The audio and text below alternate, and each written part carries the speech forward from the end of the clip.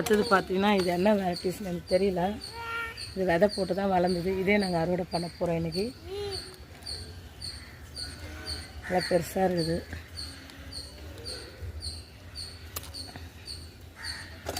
இந்த குண்டு கத்திரிக்காயும் அறுவடை பண்ண போகிறேன்.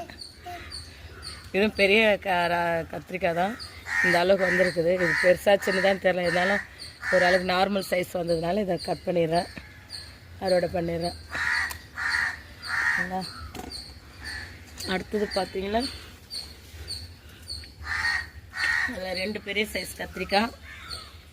இங்கே ஒரு செடி இருக்குது. இதுவும் பெரிய சைஸ் தான். 4 கத்திரிக்காய் பாருங்கள் இந்த செடியில் தெரியுதுங்களா. 4 கத்திரிக்காய் இருக்குது. இந்த 4 கத்திரிக்காயில் 2 கத்திரிக்காய் தான் அறுக்க போகிறேன் இன்றைக்கி. இதை அறுக்க போகிறேன்.